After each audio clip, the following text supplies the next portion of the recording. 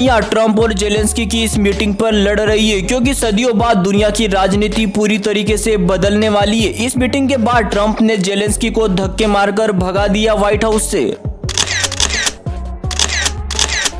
ये वही यूक्रेन है जो रूस से मार खाने के बाद भारत से मदद की भीख मांग रहा है, लेकिन भारत ने भी इसे आईना दिखा दिया। तुम पाकिस्तान को हथियार बेचो, टैंक सप्लाई करो, यूएन में भारत के खिलाफ वोट करो और अब जब मुंह की खानी पड़े तो भारत के सामने रोने लग जा। व्हाइट हाउस में ट्रम्प ने जेलेंस्की को सीधा मुंह पर कह दिया कि तुम जीत नहीं रहे, तुम लाखों जिंदगियों से खेल रहे हो। और इसके बाद जो हुआ उसने पूरी दुनिया में खलबली मचा दी है। पिछले 2 दिनों से ये तस्वीर आपको हर जगह नजर आ रही होगी क्योंकि जेलेंस्की और ट्रम्प की मीटिंग के बाद पूरी दुनिया में इसी मीटिंग की चर्चा हो रही है। क्या अमेरिका ने यूक्रेन को धोखा दिया है? क्या डोनाल्ड ट्रम्प ने जेलेंस्की को व्हाइट हाउस में बुलाकर उनके सबसे बड़ी बेइज्जती कर दी? और क्या यह घटना तीसरे विश्व युद्ध की शुरुआत का संकेत है?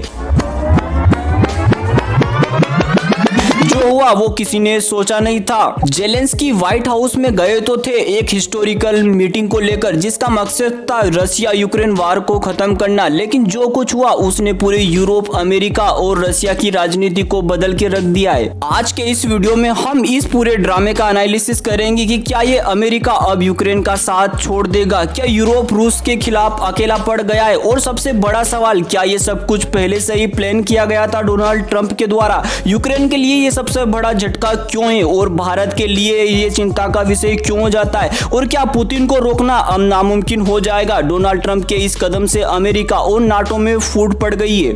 लेकिन क्या यूरोप यदि खुद की मिलिट्री तैयार कर भी लेता है, क्योंकि इस मीटिंग के बाद में पूरा यूरोप अमेरिका के खिलाफ हो गया है, लेकिन पूरा यूरोप मिलकर भी क्या रशिया को रिटेलिएशन दे पाएगा? ये एक बहुत बड़ा सवाल है। सबसे पहले हम इस मीटिंग का एनालिसिस करते हैं। इतिहास में पहली बार ऐसा हुआ जो रूस जो सालों से नहीं कर पाया वो डोनाल्ड ट्रम्प ने सिर्फ 3 मिनट में कर दिखाया। जी हाँ, यूक्रेन के राष्ट्रपति जेलेंस्की की ऐसी धुलाई हुई है व्हाइट हाउस में कि वो सन्न रह गए।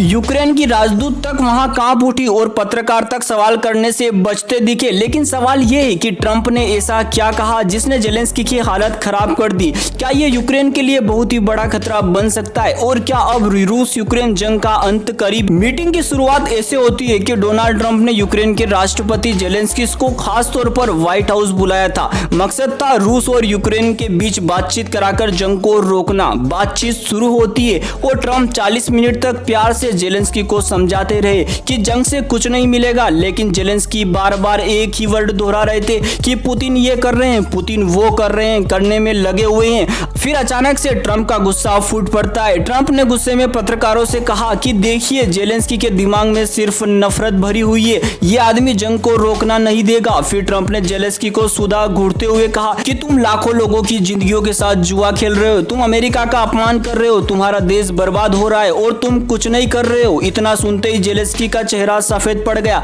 लेकिन असली खेल तो उसके बाद शुरू हुआ। जेलेंस्की को इस तरह ट्रम्प के गुस्से का शिकार होते देख अमेरिका में यूक्रेन की राजदूत ओक्साना मार्कोरोवा के तो होश ही उड़ गए। उनकी आंखों में डर साफ दिखाई दे रहा था, मानो उन्हें आने वाले खतरे की पूरी तस्वीर दिख गई थी और लगभग वो रोने लग गई थी। और व्हाइट हाउस में बैठे पत्रकारों ने जेलेंस्की का बचाव करने की कोशिश की। उसने ट्रम्प से सवाल किया कि आप तो शांति की बात कर रहे हैं, लेकिन अगर रूस ने फिर से हमला कर दिया तो क्या होगा? ट्रम्प को पहले तो सवाल समझ में नहीं आया और फिर उनके व्हाइट हाउस प्रेसिडेंट ने समझाया तो ट्रम्प ने जवाब दिया कि उसने पूरे कमरे में सन्नाटा छा गया। ट्रम्प ने उस पत्रकार को घूरते हुए कहा कि अगर तुम्हारे सिर पर बम गिर जाए तो क्या होगा? आप अगर मगर की बातें तो मेरे सामने करे ही नहीं। जेलेंस्की ट्रम्प से बहस करने के बाद 1 घंटे तक कमरे में बैठे रहे, लेकिन किसी ने उनकी परवाह तक नहीं की। फिर अचानक उनसे कहा गया कि अब आप जा सकते हैं। इतना सुनते ही जेलेंस्की के पैरों तले जमीन खिसक गई। उन्होंने ट्रम्प से माफी तक मांगने की बात कही, लेकिन उन्हें धक्के मारकर बाहर निकाल दिया गया। और फिर जो तस्वीर सामने आई उसने दुनिया को चौंका दिया। जेलेंस्की व्हाइट हाउस से बाहर निकलते हुए एक हारे हुए इंसान की तरह दिख रहे थे। और इस घटना के आने के बाद में यूरोप के कई देशों ने कड़ी प्रतिक्रिया दी है। कनाडा, ऑस्ट्रेलिया, ब्रिटेन ने नाराजगी जताई है। वही नाटो के कुछ देशों ने कहा है कि अमेरिका अब भरोसेमंद सहयोगी नहीं रहा। यूक्रेन समर्थनों को लगा कि अमेरिका अब धीरे धीरे यूक्रेन का साथ छोड़ देगा। दोस्तों, यदि नाटो की बात करें तो नाटो एक ऐसा अलायंस है जिसमें अमेरिका समेत यूरोप के मैक्सिमम देश जुड़े हुए हैं। इनका पॉलिसी ये रहती है कि अगर किसी एक देश पर अटैक किया जाता है तो सारे देशों पर अटैक किया जाता है, और फिर नाटो में जितने भी अलायंस कंट्री है वो उस देश पर अटैक कर देंगे। और रसिया यूक्रेन वार भी इसीलिए शुरू हुई थी क्योंकि जब बाइडेन अमेरिका के राष्ट्रपति थे तो सारे नाटो अलायंस चाहते थे कि यूक्रेन को नाटो में मिला लिया जाए, क्योंकि रसिया को अटैक करने में यूक्रेन से ज्यादा कंफर्टेबल रहेगा अमेरिका के लिए। लेकिन जैसे ही रसिया को ये बात पता चलती है वो रिटेलिएशन करता है और यूक्रेन के खिलाफ एक वार छिड़ जाती है। यूक्रेन को समझाया जाता है कि वो नाटो में हस्तक्षेप ना करे, नहीं तो उसे पूरी तरीके से बर्बाद कर दिया जाएगा। लेकिन ना समझ जेलेंस्की इस बात को मानते नहीं है और वार की शुरुआत हो जाती है।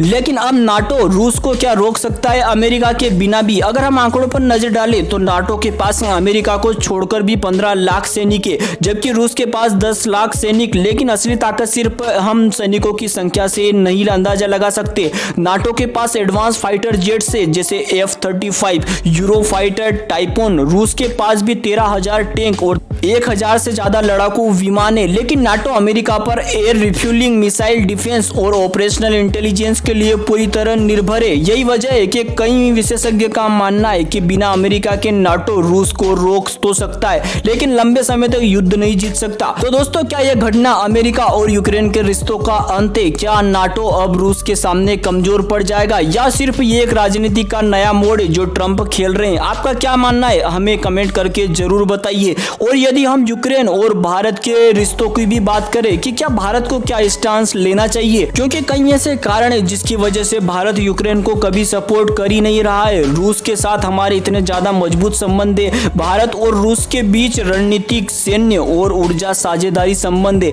यानी हम उनसे हथियार खरीदते हैं, बेचते भी है। ऐसे बिलियंस ऑफ डॉलर्स का ट्रेड चलता रहता है और हम यूक्रेन को सपोर्ट करके क्यों हमारे रूस से रिलेशन खराब करे। वहीं अगर देखा जाए तो भारत हमेशा नॉन अलाइन पॉलिसी अपनाता है, यानी हम ना तो पूरा रशिया को सपोर्ट कर रहे हैं युद्ध में, ना यूक्रेन को सपोर्ट कर रहे हैं, हम केवल शांति की बात करते हैं। वहीं एक समीकरण यह भी बनता है कि अगर हम यूक्रेन को थोड़ा सा भी सपोर्ट करते हैं तो चीन रूस के करीब जाने की कोशिश करेगा। लेकिन भारत और रूस के अच्छे संबंध भारत के लिए एक रणनीतिक लाभ है। अगर भारत यूक्रेन का समर्थन कर देता है तो यह रूस को चीन की ओर धकेल सकता है और भारत के लिए यह काफी डिसएडवांटेज होगा जियोपॉलिटिक्स में।